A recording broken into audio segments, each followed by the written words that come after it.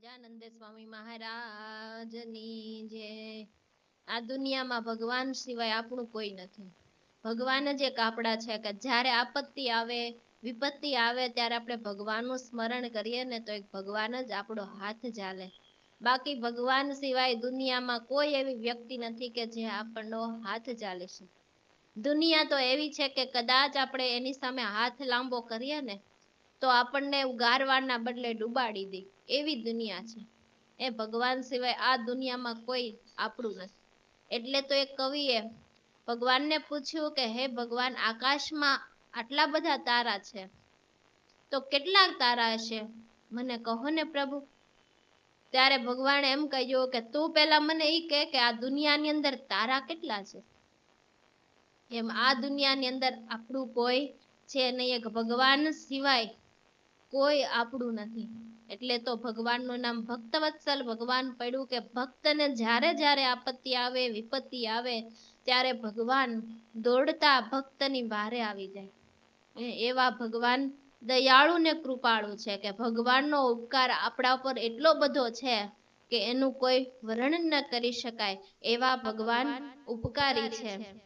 ઉપકાર તમારા ભારે રે હે શ્રી હરિજી, હું દેખું ભારે ભારે રે હે શ્રી હરિજી. મેં ચૂક્યા ધર્મો મારા પણ આપ ચૂક્યા નહીં પ્યારા, વરસાવી કરુણા ધારા રે રે શ્રી હરિજી. ઉપકાર તમારા ભારી રે હે શ્રી હરિજી. કે ભગવાન એવા ઉપકારી છે કે કદાચ આપણે ભૂલો કરીએ ને તો ભગવાન ભૂલી જાય. એટલે તો કહેવાય ને કે ભગવાન તુંય ભૂલકડો ને હુંય ભૂલકડો. કે ભગવાન એક એવા ઉપકારી છે કે એને જીવ ઉપર અનેક ઉપકારો કર્યા છે. એટલે ભગવાનના ઉપકારોને ક્યારેય ભૂલી શકાય નહીં. પણ કઈને આ જીવ એવો છે કે ભગવાનના ઉપકારોને ભૂલી જાય છે. એટલે તો એક ભિખારી એ રોજ ભગવાનને એમ પ્રાર્થના કરે કે આવો ભગવાન આપણે બેસીએ અને વાતો કરીએ. અને રોજ ભગવાનને એમ કે ભગવાન તુંય ભૂલકણો ને હુંય ભૂલકણો. ત્યારે કીધું કે એવું કેમ? ત્યારે કીધું કે ભગવાન તમે મારા ઉપર ઉપકાર કરો છો ને એ હું ભૂલી જાઉં છું અને મારા કરેલા ગુનાઓને ભગવાન તમે ભૂલી જાઓ છો. એટલે આપણે બેય ભૂલકણા. એમ ભગવાન આપણા ઉપર અનેક ઉપકારો કરતા હોય છે. પણ ક્યારે? તો કે આપણે ખરેખર આ ભગવાનના ભક્ત બનીએ ત્યારે. કે ભક્ત બનીએ, ભગવાન ધર્મ જ્ઞાન વૈરાગ્ય યુક્ત ભગવાને જે આપણને આજ્ઞા કરી છે એ આજ્ઞાઓનું પાલન કરીએ, અનુસંધાન રાખી જીવન જીવીએ તો ભગવાન આપણી પણ રક્ષા કરે. એવા ભક્તવત્સલ ભગવાન છે કે ક્યારેય ભગવાન એના ભક્તના ગુના સામું જોતા નથી. લખનઉ બાજુનું માનપુર ગામ હતું. ત્યાં એક ભગવાનના ભક્ત રહેતા હતા. બંને ભગવાનના એવા એકાંતિક ભક્ત. એક દિવસ ભક્ત બાર બેઠા હશે અને એના પત્ની અને એનું નાનું બાળક બંને કુબાની અંદર હતા. અચાનક કુબામાં આગ લાગી અને ચારેય બાજુથી ધીમે ધીમે આગ ઘેરાવા લાગી. ત્યારે આ સ્ત્રી ભક્તએ પોતાના બાળકને લઈ અને બહાર નીકળવાના ઘણા પ્રયત્ન કર્યા. પણ ચારેય બાજુથી આગ લાગવાથી ક્યાંયથી નીકળાય એવો એને રસ્તો મળ્યો નહીં. ત્યારે એને એમ થયું કે હવે આમાંથી આપણને ભગવાન જ ઉગારશે. એટલે પોતે ગોદડું ઓઢી અને નાના બાળકને લઈ અને સૂઈ ગયા. ત્યારે ભગવાનને એમ ચિંતા થઈ કે મારા ભક્તની રક્ષા કરવા માટે મારે જવું પડશે. એટલે ભગવાન આવ્યા અને તે સ્ત્રી ભક્તની બાજુમાં બેસી ગયા. એટલે ગોદડું ઊંચું કરીને જોયું કે ભગવાન આવ્યા એટલે પાછું ઓઢીને સૂઈ ગયા. એટલે ભગવાને કીધું કે હલે બાઈ, આટલી બધી ભીષણ આગ લાગી છે ને તને ઊંઘ કેમ આવે છે? ત્યારે એ સ્ત્રી ભક્તએ ભગવાનને કીધું કે મને તમારા ઉપર વિશ્વાસ છે કે તમે આ આગમાંથી મારી રક્ષા કરશો જ. કે જ્યારે પ્રહલાદજી એક વખત નગર યાત્રા કરવા માટે નીકળ્યા ને ત્યારે કુંભાર પતિ પત્ની બંને રડતા હતા. ત્યારે પ્રહલાદજીને એમ થયું કે આ શા માટે રડે છે? ત્યારે એની પાસે આવીને પૂછ્યું કે તમે શા માટે રડો છો? ત્યારે કુંભાર ભક્તએ વિગતવાર વાત કરી કે પ્રહલાદજી, અમે આ માટલા બનાવતા હતા, બનાવી અને માટલા અમે પહેલા ભેગા કરીએ, પછી એક સાથે એને ભઠ્ઠામાં તપાવીએ, ત્યારે અમે આ માટલા બનાવી રાખેલા અને મૂકીને એમાં બિલાડીએ નાના નાના બચ્ચા મૂક્યા, અને પછી તો તેને સમય થોડોક વહી ગયો, 2-3 દિવસ થઈ ગયા, પણ યાદ રહ્યું નહીં અને મારે ભઠ્ઠો ગોઠવવાનો સમય થયો એટલે બધા જ માટલા ગોઠવાઈ ગયા અને આગ પણ લગાડી દીધી. પછી યાદ આવ્યું કે આની અંદર તો માટલામાં બિલાડીના બચ્ચા હતા. હવે કયું માટલું હશે ને ક્યાં મુકાણું હશે એ તો કઈ ખબર રહી નથી, અને જો હવે આને ઠારી પણ ન શકાય. એટલે અમે ભગવાનને પ્રાર્થના કરીએ છીએ કે હે ભગવાન, તમે એ જીવની રક્ષા કરશો. એટલે એવી રીતે પ્રહલાદજીને વાત કરી. ત્યારે પ્રહલાદજી એમ કીધું કે જ્યારે તમે આ ભઠ્ઠી ખોલો ને ત્યારે મને બોલાવજો, મારે જોવું છે કે ભગવાન એના જીવની રક્ષા કેવી રીતે કરે છે. એટલે પ્રહલાદજી તો એટલું કહીને જતા રહ્યા. પછી સમય થયો ત્યારે ભઠ્ઠી ઠરી અને બધુંય માટલા પાકી ગયા. ત્યારે એ આખો ભઠ્ઠો વીખો, ત્યારે ઈ માટલું બરોબર વચ્ચે મૂકવામાં આવ્યું હતું ને ઈ માટલાની અંદર બિલાડીના બચ્ચા હતા, ને જ્યારે ખોલ્યું ત્યારે ઈ માટલાની અંદરથી બિલાડીના બચ્ચા એમને એમ જીવિત નીકળ્યા, અને ફરતી બાજુએ બધા જ માટલા ગરમ હતા અને જે બિલાડીના બચ્ચા વાળું માટલું હતું ને એ એકદમ ટાઢું.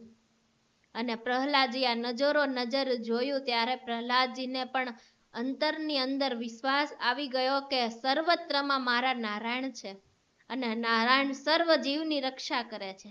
અને ત્યારથી પ્રહલાદજીએ ભગવાનનું ભજન કરવાનું વધારી દીધું. ભગવાનનું ભજન તો કરતા, પણ વિશેષ શ્રદ્ધા જાગી અને કીધું કે ગમે એવું દુઃખ આવે, ગમે એવી આપત્તિ આવે, પણ ભગવાન મારી પણ રક્ષા કરશે. જો આ બિલાડીના બચ્ચાની રક્ષા કરી તો મારી કેમ ન કરે. એમ ભગવાને અનેક જીવાત્માઓની રક્ષા કરી છે. મીરાબાઈની રક્ષા કરી છે. ભગવાન તમે ગ્રહના મુખ થકી ગજેન્દ્રની પણ રક્ષા કરી છે. એ બધી વાત મને ખબર છે. એટલે મહારાજ મને પણ વિશ્વાસ છે કે તમે ભગવાન મારી આગ થકી રક્ષા કરશો, એટલે મને કાંઈ ચિંતા નથી. એટલે હું આમ સૂઈ ગઈ છું. એમ એ સ્ત્રી ભક્તએ મહારાજને કીધું. ત્યારે આખું ઘર બળી ગયું, પણ એ સ્ત્રી ભક્ત અને બાળકને કાંઈ ન થયું.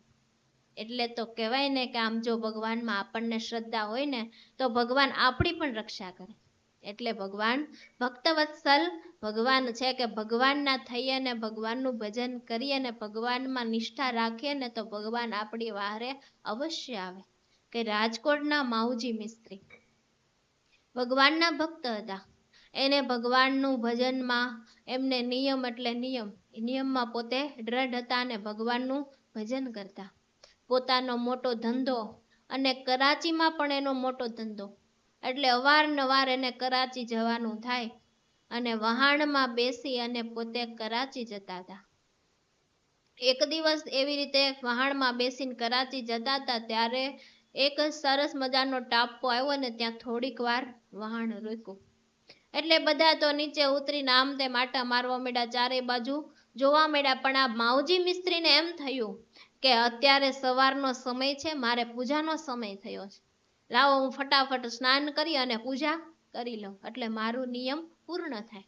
માવજી મિસ્ત્રી તો વહાણમાંથી ઉતરી સ્નાન કરી અને ફટાફટ ભગવાનની પૂજા કરવા બેસી ગયા. જ્યાં આહવાન મંત્ર બોલ્યો, પૂજા પધરાવી, ત્યાં તો વહાણ શરૂ થયું, બધા ગોઠવાવા માંડ્યા. પણ ભક્તને એમ થયું કે હું પૂજામાં બેઠો છું, હવે મારે અડધી પૂજાએ ઊભું થવાય નહીં. એટલે ભક્ત તો એમને એમ પૂજા કરતા રહ્યા અને ધીમે ધીમે વહાણમાં બધા ગોઠવાઈ ગયા. વહાણ ચાલતું થઈ ગયું, પણ ભક્ત કાંઈ પૂજામાંથી ઊભા થયા નહીં. અને ભક્ત એમને એમ પૂજા કરતા રહ્યા ને ત્યારે ભગવાનને ચિંતા થઈ કે મારો ભક્ત મારી પૂજામાં બેઠો છે અને આ વહાણ જતું રહે છે અને મારા ભક્ત આ ટાપુ પર. એટલે ભગવાનને તો જે વહાણ ચલાવનાર હતા ને એના અંતરમાં પ્રેરણા કરી. એને એમ થયું કે કોઈક ટાપુ પર રહી ગયું લાગે છે. એટલે એણે પાછળ વળી અને જોયું, ત્યાં બરોબર ઈ જ સમયે માવજી મિસ્ત્રીને પૂજાની અંદર તપની માળા કરવાનો નિયમ હતો, તે માળા કરવા માટે ઊભા થયા. જ્યાં માળા કરતા હતા, બે હાથ ઊંચા કરી અને માળા ફેરવતા હતા, ત્યારે વહાણ ચલાવનારને એમ થયું કે કોઈક અમને બોલાવે છે કે અમે અહીંયા રહી ગયા. એમ થયું એટલે વહાણ પાછું વાળ્યું અને જ્યાં ટાપુ સુધી વહાણ પહોંચ્યું ને ત્યાં આ બાજુ માવજી મિસ્ત્રીને પૂજા પૂર્ણ થઈ. એટલે પૂજા પૂર્ણ કરી વિસર્જન મંત્ર બોલી પૂજા સંકેલી અને વહાણમાં બેસી ગયા. એમ ભગવાનનું ભજન કર્યું, ભગવાનની નિષ્ઠા રાખી તો ભગવાન એની વાહરે આવ્યા. એમ ભગવાન એવા ભક્તવત્સલ ભગવાન છે કે ભગવાનને રાખીએ તો ભગવાન સર્વ પ્રકારે આપણી રક્ષા કરે. એટલે કહેવાય ને કે નારાયણ નિયમ છે એ નારાયણનું સ્વરૂપ છે, કે આપણે નિયમ રાખીએ તો ભગવાન અવશ્ય સહાય કરે. અને ભગવાન આપણે ભજન કરીએ એમાં જ એનો રાજીપો છે. ભજન કરીએ એટલે ભગવાન વિશેષ રાજી થાય. જો માવજી મિસ્ત્રીએ એની નિયમિત પૂજા કરી તો ભગવાન એની વાહરે આવ્યા. એવી જ રીતે ખોલડિયાદના એક ખેંગાર ભક્ત થઈ ગઈ. ઈ પણ ભગવાનના આજ્ઞાકારી સેવક, કે ભગવાનની જેમ રાજી હોય, ભગવાનની જેમ મરજી હોય ને એ જ પ્રમાણે વર્તે. કે જ્યારે ગઢપુરનું મંદિર બંધાતું હતું ત્યારે મહારાજ પાસે આવ્યા ને મહારાજને કીધું કે મહારાજ મારે રસોઈ દેવી. ત્યારે મહારાજે કીધું કે ખેંગાર ભગત અત્યારે રસોઈ નથી આપવી, કેમ કે મંદિરનું કામ શરૂ છે, એટલે કડિયાના પગાર ચડા છે તો એમાં તમારા પૈસા આપો. ત્યારે કીધું મહારાજ મેં તમને ભેટ અર્પણ કરી, તમારે જેમાં વાપરવા હોય એમાં વાપરો, હું રાજી છું. ત્યારે મહારાજને એવી રીતે એણે રાજી કરેલા એવા આજ્ઞાકારી ભક્ત હતા. પોતે ખોલડિયાદની ગામની અંદર રહેતા, ક્યાંક રાજ દરબારની અંદર ખટપટ થઈ હશે અને જે ભગવાનના ભક્ત હોય એ ભગવાનનું ભજન કરતા હોય ને નીતિથી રહેતા હોય એટલે કોઈને ન ગમે. એટલે ભક્તને પણ ખોટે ખોટા વાકમાં લીધા અને એના ઉપર કંઈક ગુનો નાખ્યો. ત્યારે કોઈ કે ભગતને આવીને કીધું કે ભગત આવી રીતે તમારા ઉપર ખોટો ગુનો નાખ્યો છે ને તમારે રાજા બહુ મોટી સજા કરશે, માટે તમે આ ગામ છોડીને જતા રહ્યો. ત્યારે ખેંગાર ભગતે રાત્રે પોતાની ઘર વખરી ગાડામાં ભરી અને પોતે ગાડું લઈ અને નીકળવાની તૈયારી કરી. આ બાજુ રાજાને ખબર પડી કે ખેંગાર ભગત જતા રહે છે, એટલે એણે સિપાહીઓને એની પાછળ મોકલ્યા અને કીધું કે જાઓ સિપાહીઓ ગમે એમ કરી અને ઈ ખેંગાર ભગતને પકડી અને અત્યારે ને અત્યારે મારી પાસે લાવો. એમ જ્યાં સિપાહીઓને મોકલ્યા ને ત્યાં તો ખેંગાર ભગત 8 ગાઉ દૂર નીકળી ગયા. અને 8 ગાઉ દૂર નીકળી ગયેલા ત્યાં સિપાહીઓ પહોંચ્યા, પણ સિપાહીઓને એવું દેખાણું કે 100 સિપાહીઓ આગળ અને 100 સિપાહીઓ પાછળ, એમ ભક્તની રક્ષામાં હતા. એટલા બધા સિપાહીઓને જોઈ અને આ 50 જેટલા સિપાહીઓ હતા એ તો ડરી ગયા ને એને એમ થયું કે આ ભગતને પાસે આપણું કઈ ચાલશે નહીં ને પોતે પાછા રાજ દરબારમાં જતા રહ્યા. અને ભગત તો હળવદ ગામે પહોંચ્યા ગાડું લઈ. ત્યાં જઈ અને ભગવાનના ભક્ત હતા એમણે ખેંગાર ભગતને આશરો આપ્યો અને કીધું કે ભગત આમ 200 સૈનિકો ક્યાંથી લઈ આવ્યા તમારી રક્ષા માટે?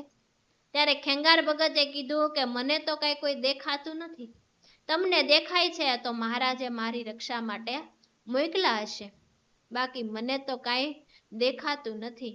એમ ખેંગાર ભગતે કીધું.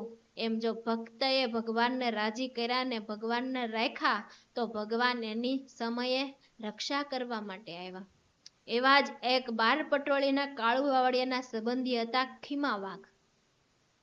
એને પણ એના ગામના મુખી પાસે એને પૈસા આપેલા ગામના મુખીને, પણ મુખી અનીતિ કરીને પૈસા પાછા ન આપ્યા. ત્યારે ખીમા વાઘે કીધું કે મારા પૈસા મને પાછા આપો.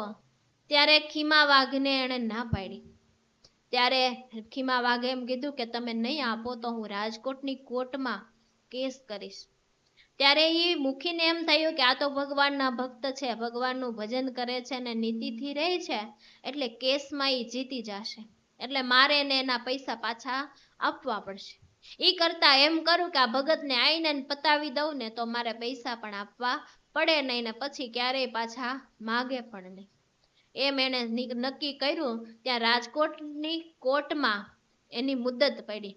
એટલે ભગત તો એ ભગવાનનું સ્મરણ કરતા કરતા પોતે કોર્ટમાં જવા માટે નીકળ્યા, પણ આ મુખીએ 10 સિપાહીઓને ઈ જે વાડી આવે એની અંદર વચ્ચે ઊભા રાખ્યા બાવળિયામાં, કે આ ભગત નીકળે ને એટલે આઈનાની ભગત ને પતાવી દેજો એમ કહી અને ઊભા રાખ્યા. પણ જ્યાં ભગત તો એ ભગવાનની મૂર્તિનું સંભાળી સ્મરણ કરતા કરતા માળા હાથમાં લઈને રાજકોટ જવા માટે નીકળ્યા ને ત્યારે બરોબર આ રસ્તે આવ્યા ને ત્યારે ભક્તની આગળ થોડાક સિપાહીઓ અને થોડાક સિપાહીઓ પાછળ, એમ ભક્તની રક્ષામાં જોયા. ત્યારે ઓલા 10 જણા હતા ને એને એમ થયું કે ભાગો, કે આપણું આવી બનશે, એટલે એમ કરી અને ભગતને મારવાના બદલે પોતે જતા રહ્યા. અને ભગત તો ગયા રાજકોટની કોર્ટમાં, અને કોર્ટની અંદર કેસ થયો અને એમાં ચુકાદો આવ્યો ને ભગતની જીત થઈ. ત્યારે મુખીને પૂરેપૂરા પૈસા ભગતને આપવા પડ્યા. એમ ભક્તએ ભગવાનનું સ્મરણ કર્યું, ભગવાનને રાખ્યા તો ભગવાને એની પણ રક્ષા કરી. એટલે ભગવાનના થઈએ તો ભગવાન પણ આપણી રક્ષા કરે. એટલે તો કહેવાય કે જેને જેનો આશરો એને એની લાજ. સહજાનંદ સ્વામી મહારાજની જય.